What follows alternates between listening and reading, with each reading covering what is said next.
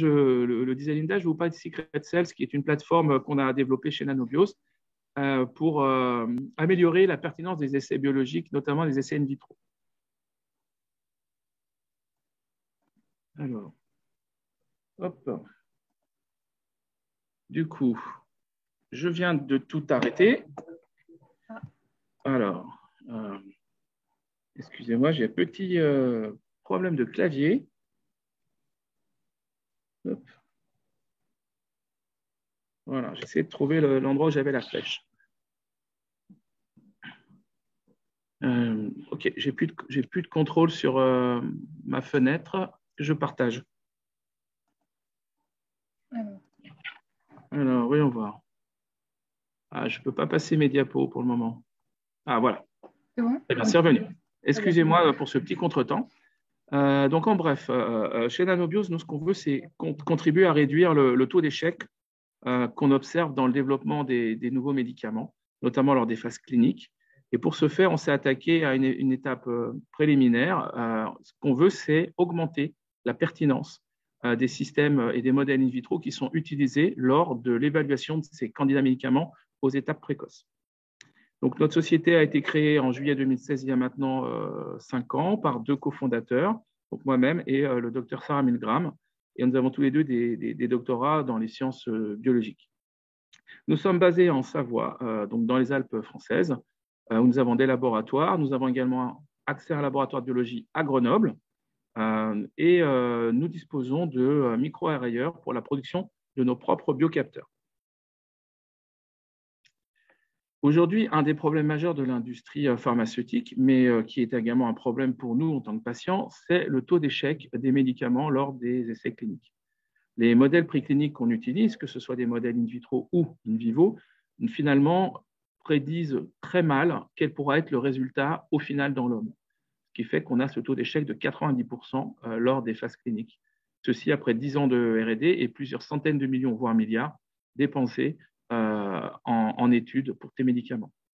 Ça a donc 2 impacts. Un impact évidemment économique pour les entreprises pharmaceutiques, puisque un produit qui plante en phase clinique, c'est perdu. Donc tout l'investissement qui a été fait dessus est perdu. Mais c'est également un impact social, puisque si 90% des drogues échouent, nous, en tant que patients, on attend toujours des traitements innovants pour soigner nos maladies. Et donc, il y a tout un tas de domaines dans lesquels on a du mal à avoir des médicaments.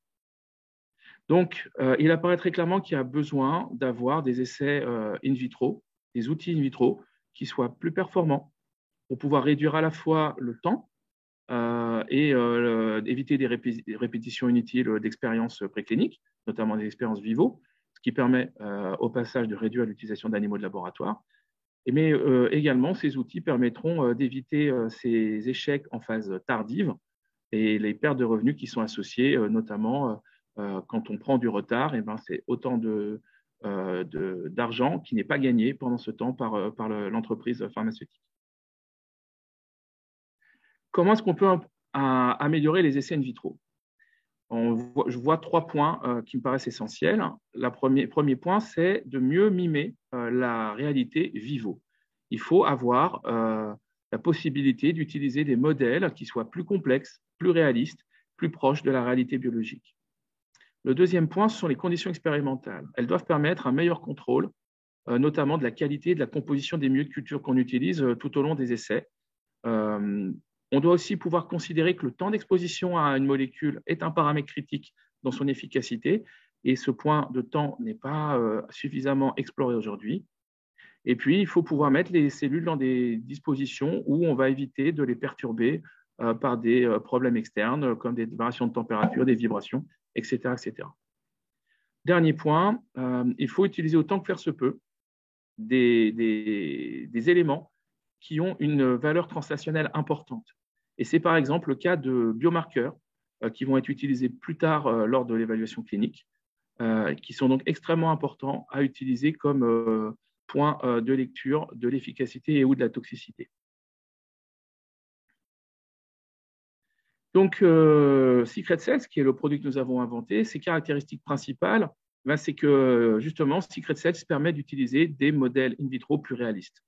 Le produit est compatible avec des explants, des biopsies, des cultures organotypiques, des sphéroïdes, des cultures 3D ou encore des cultures 2D. C'est donc un produit extrêmement polyvalent. En ce qui concerne le contrôle expérimental, notre système est un système en perfusion et qui permet donc de refournir en continu le milieu de culture. Il n'y a donc pas besoin de surcharger les milieux de culture, notamment en glucose par exemple, ou en différents nutriments qui seraient nécessaires, chose qu'on fait classiquement dans les incubateurs puisqu'on ne passe pas son temps à changer les milieux.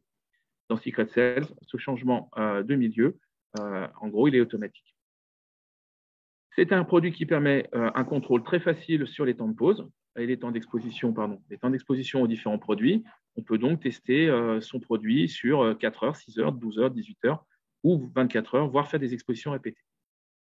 Enfin, c'est un produit qui ne nécessite pas de manipulation quand on veut passer de l'exposition au produit au milieu de culture. C'est quelque chose qui est automatique.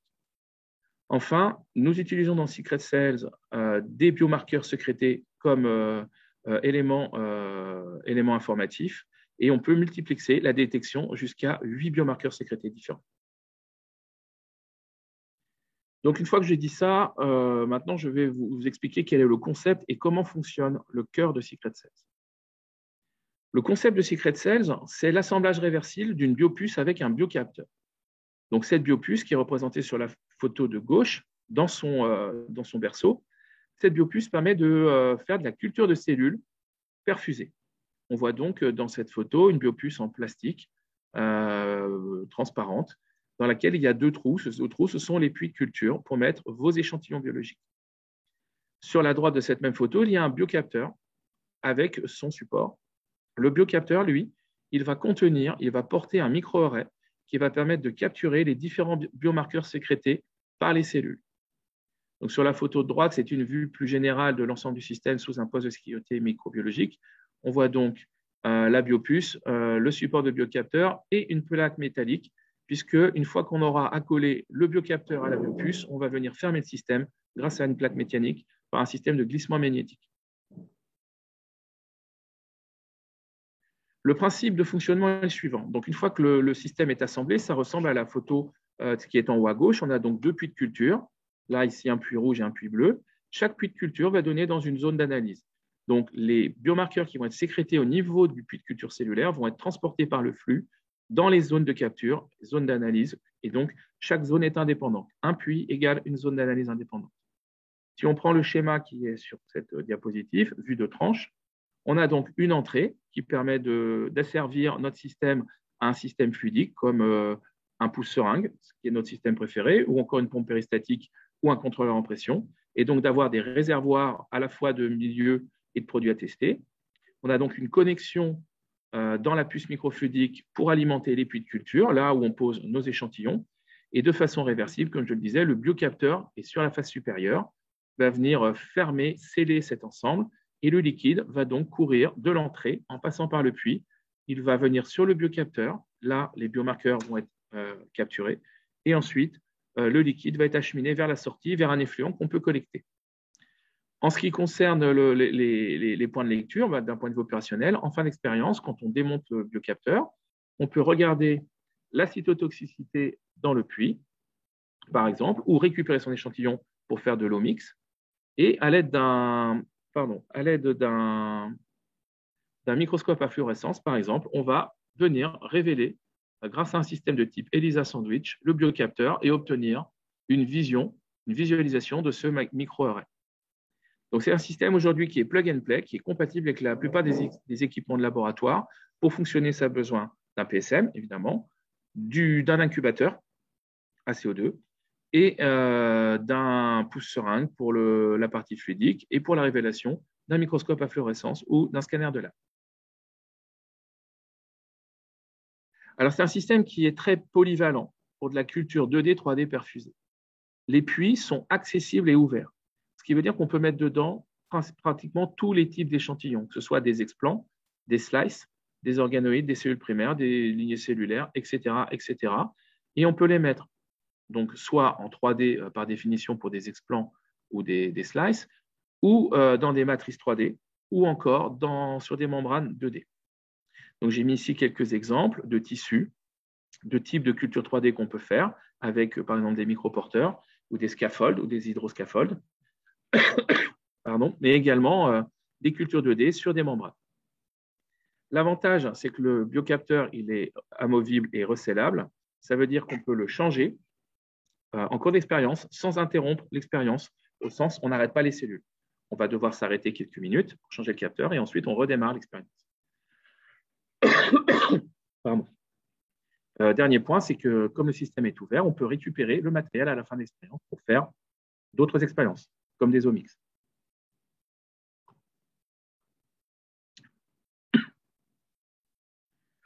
Je vous prie de m'excuser. Alors, en ce qui concerne les caractéristiques principales techniques de la biopuce et du biocapteur, donc je les ai résumées sur cette diapositive. Le format, c'est 25-75, c'est-à-dire en gros le format d'une lame de microscope, 5 mm d'épaisseur pour la puce. Chaque puce contient donc 2 puits, chaque puits étant relié à une chambre d'analyse et donc une sortie. Le volume réactionnel, c'est environ 90 microlitres. La taille du puits, c'est la taille d'un puits de plaque 96 puits. En ce qui concerne le biocapteur, c'est une lame de microscope classique. La capacité, c'est jusqu'à 8 biomarqueurs par chambre de détection. L'analyse, c'est du sandwich ELISA type fluorescent. Et le point important, c'est que ce biocapteur est customisable puisque nous avons la maîtrise de cette fabrication. Nous pouvons donc mettre les anticorps pour détecter les biomarqueurs que vous souhaitez.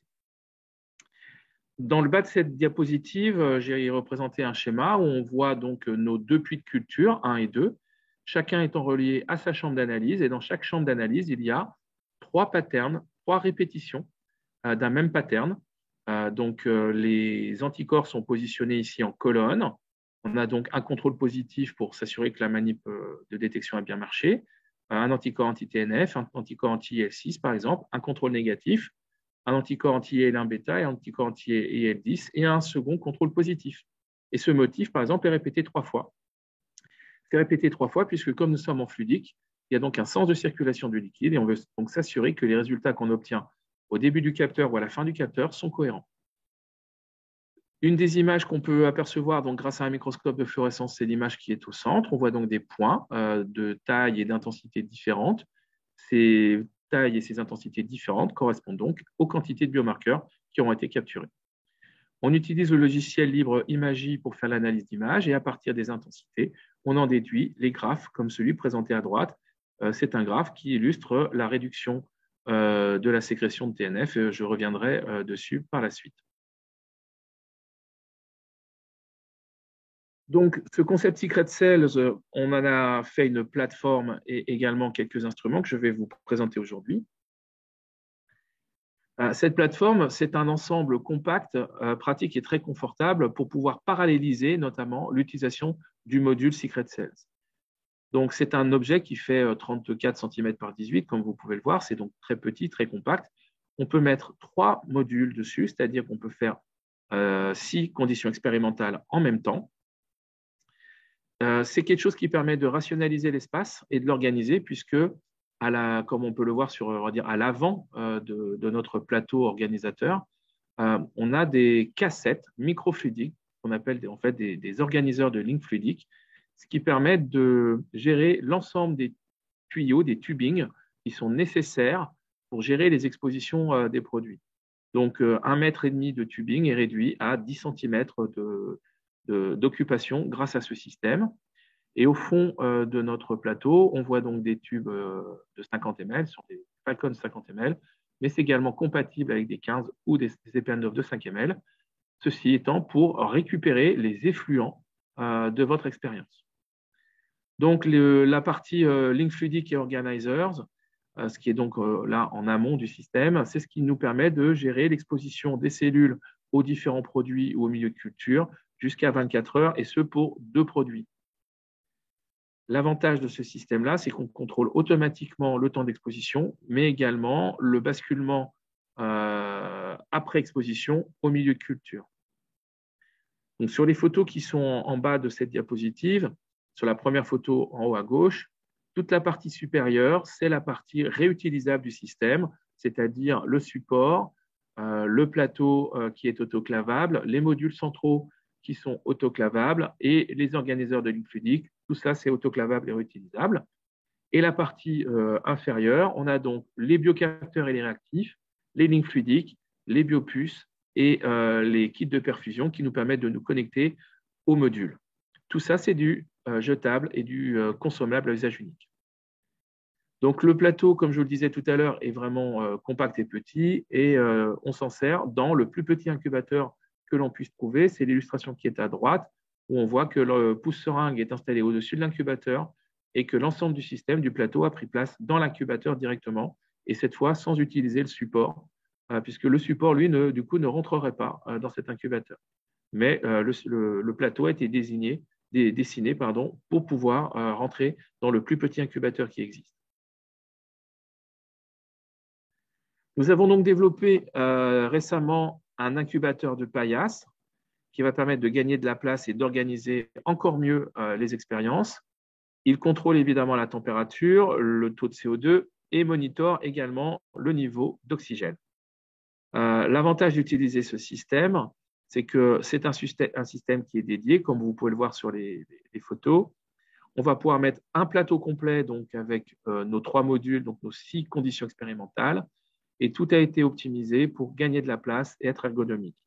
Une fois qu'on a fermé l'incubateur et qu'on l'a fait démarrer, celui-ci ne s'ouvre plus, ce qui évite les perturbations qu'on connaît souvent dans des incubateurs partagés où chacun va venir ouvrir l'incubateur pour récupérer sa boîte de culture, faire ses opérations, ouvrir, fermer, ouvrir, fermer. Et donc, ça va jouer évidemment sur la régulation de la température. Dans ce cadre-là, avec cet incubateur, il n'y a plus ce problème-là. Comme vous pouvez voir, c'est un système qui est compact. Ça fait moins de 50 cm de largeur sur 30 cm de profondeur. Nous avons également développé un système d'imagerie qui permet de gagner du temps dans l'acquisition des données, puisque ce système est capable d'acquérir les images de 3 biocapteurs en même temps. Donc ici, il est représenté à côté d'un microscope à fluorescence classique. Vous voyez donc que c'est un encombrement très limité, très très réduit. Et sur l'image du milieu, on voit la place pour mettre, et même sur celle de droite, on voit la place pour mettre les 3 biocapteurs. Et on va donc avoir une imagerie qui va se faire d'un seul coup sur l'ensemble des 3 biocapteurs. Ensuite, il faudra traiter cette image pour faire l'analyse des biocapteurs en utilisant notamment Imagy. Donc, la solution qu'on vous propose aujourd'hui, c'est une solution qui est complète, qui est une solution plug and play au démarrage. Au démarrage, vous avez besoin des modules, en gros, et des lignes fluidiques et de la partie consommable. Mais si vous voulez quelque chose de plus ergonomique, de plus robuste et vraiment de plus pratique, nous avons donc le plateau qui permet de mettre en œuvre tout ça de façon beaucoup plus ergonomique, encore une fois. C'est quelque chose qui est léger, qui est très pratique, très facile à utiliser. Et nous avons donc développé cette gamme d'équipements additionnels dédiés pour accélérer l'utilisation de nos produits. Avec l'incubateur et l'imageur, vous avez donc une solution complète qui vous permet vraiment d'utiliser le produit vraiment à sa pleine capacité. Je voudrais juste passer quelques instants sur des preuves de concept et de quelques données que nous, on a pu acquérir au laboratoire. Notre objectif n'étant pas d'acquérir des données sur tous les modèles du monde, mais de montrer que le système tel qu'on l'utilise va apporter quelque chose dans l'élucidation de mécanismes ou dans une meilleure compréhension, une meilleure évaluation de candidats médicaments. La première question, c'était la viabilité cellulaire. Est-ce que le système impacte sur la viabilité cellulaire? Donc ici, sur la photo, vous avez des cellules THP1 qu'on a différenciées en cellules de type macrophage, donc ce sont des cellules humaines, soit sur une membrane 2D, donc c'est la partie à gauche, soit sur des cultisphères, donc ce sont des billes qui permettent de faire de la culture cellulaire. Et donc, on a donc là un modèle tridimensionnel. Donc, comme le montre la figure 2, ce qu'on peut voir, c'est que la viabilité dans notre système n'est pas différente de celle que l'on observe en plaque pour ces cellules qui sont non stimulées. Alors, il y a une petite chose qui est un peu rigolote, avec Cultisphère, on voit une viabilité qui augmente effectivement après 18 heures de perfusion. En fait, les cellules ne se sont pas multipliées, les cellules vont très bien. Simplement, elles ont un métabolisme qui est différent dans ce modèle Cultisphère en 3D, dans cette expérience-là, Et donc, on a l'impression qu'elles sont plus viables. Mais en fait, elles ne sont pas plus viables, elles sont juste bien viables, très viables comme il faut, mais elles ont un métabolisme qui est accéléré, ce qui fait que le produit qu'on utilise pour faire la viabilité, le Cytighter Blue, donne un résultat supérieur. Donc, cette expérience pour montrer que quel que soit le système de culture qu'on utilise, 2D, cultisphère ou membrane 3D polystyrène, le système n'impacte pas sur la viabilité de ces cellules non stimulées. Alors, comme ce sont des macrophages, on a voulu quand même les stimuler avec du LPS et voir quel était l'impact.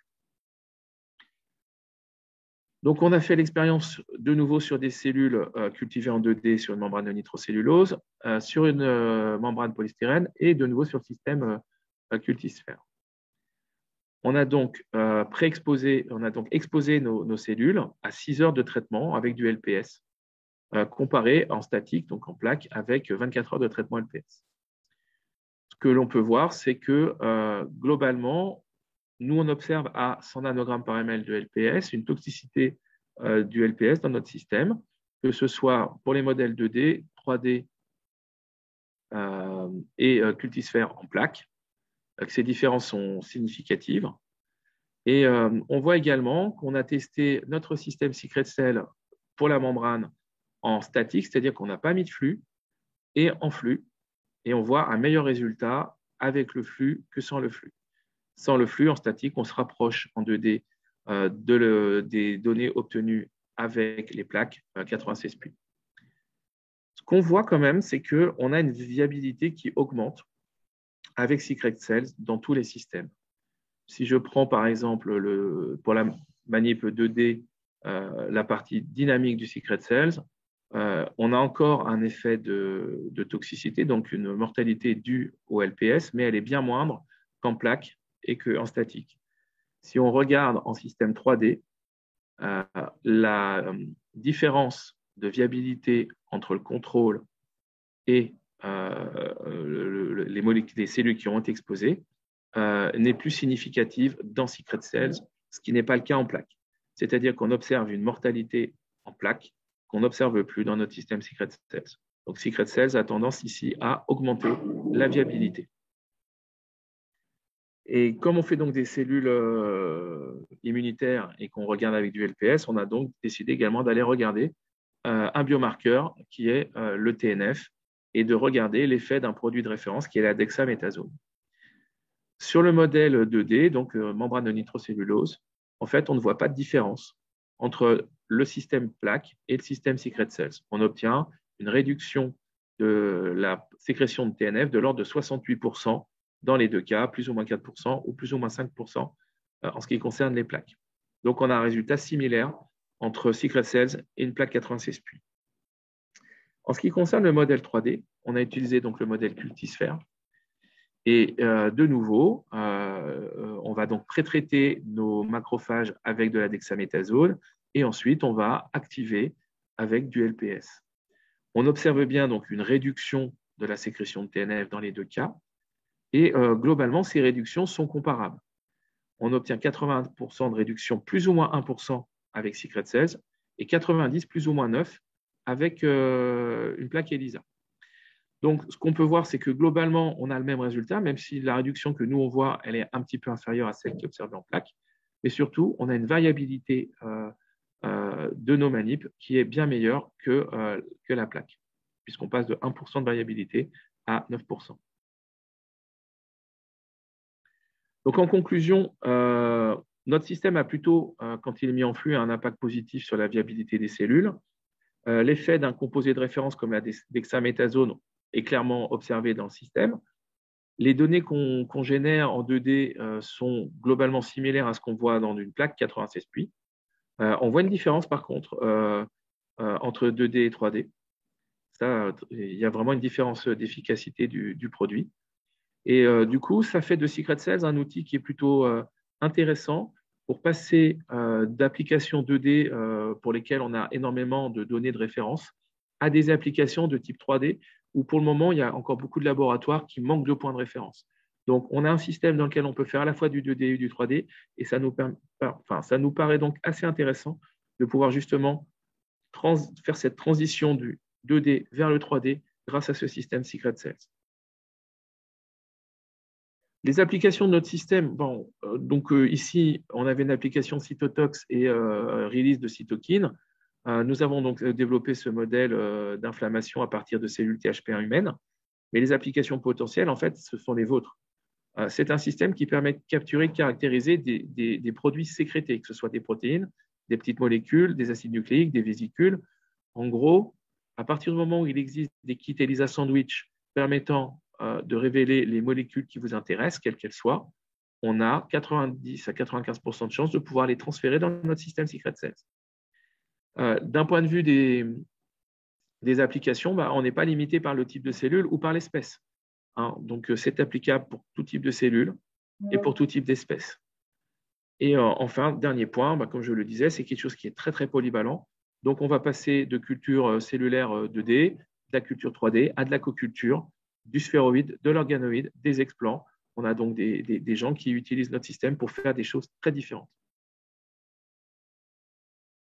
Donc, les bénéfices d'utilisation de notre système, c'est que vous faites, vous, ce que vous voulez.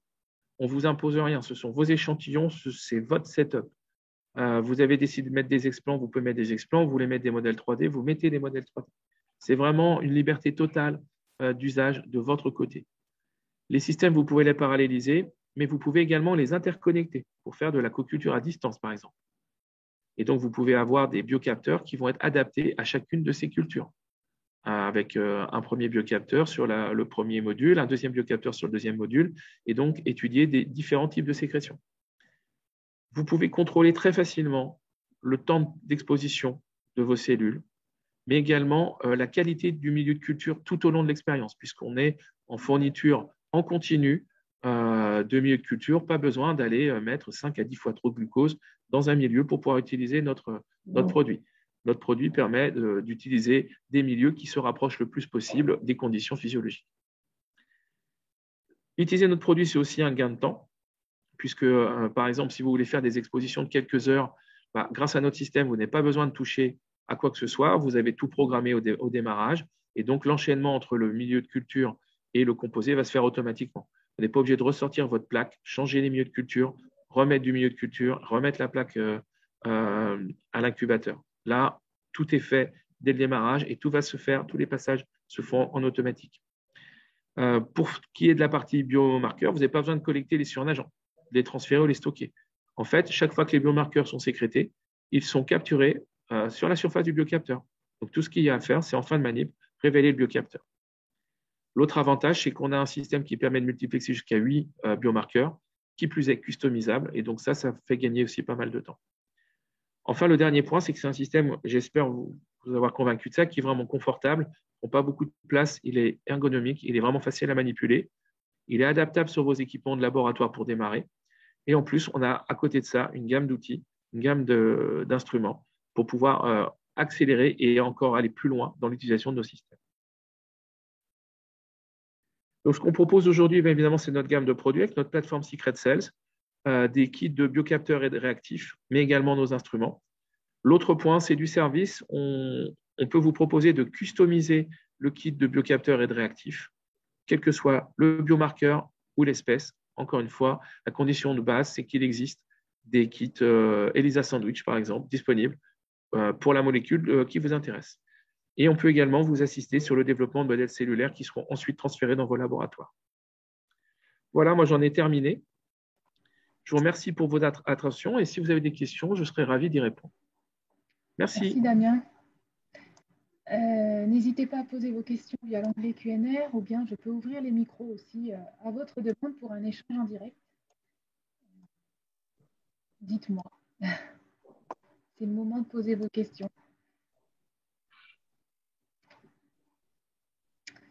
Je vous ferai parvenir également de toute évidence, vous avez le contact de Damien Fleury qui s'affiche à l'écran, je vous le renverrai avec un lien vers la session enregistrée pour que vous puissiez de nouveau revoir un petit peu ce qui s'est dit. Voilà. Je vois qu'il n'y a pas de questions. Alors, c'est que j'ai été très, très clair. Eh oui, ça doit être ça. Alors, il fallu être un peu moins clair. Peut-être. Eh bien, très bien. Merci à tous. Je pense, Damien, si vous avez quelque chose à rajouter, allez-y. Non, non, j'ai rien à rajouter. Je remercie à tous ceux qui ont pris le temps d'écouter ce que j'avais à leur dire aujourd'hui, à leur proposer. On est évidemment disponible pour répondre à toutes vos questions en dehors. Vous avez mes coordonnées sur cette diapositive. N'hésitez pas à nous solliciter. C'est un produit qui est très, très flexible et qui s'adapte à énormément d'applications. Et on sera ravis de discuter toutes ces applications avec vous. Et si vous voulez voir une démonstration du produit, Nanobiose est disponible cet après-midi à Meditech à Biopolis pour Voilà, présenter exactement. On sa a solution. tout à fait l'ensemble de la solution est là, ainsi que l'équipe pour vous présenter le produit et répondre à vos questions en direct. Voilà. Donc, n'hésitez pas à me recontacter pour toute question.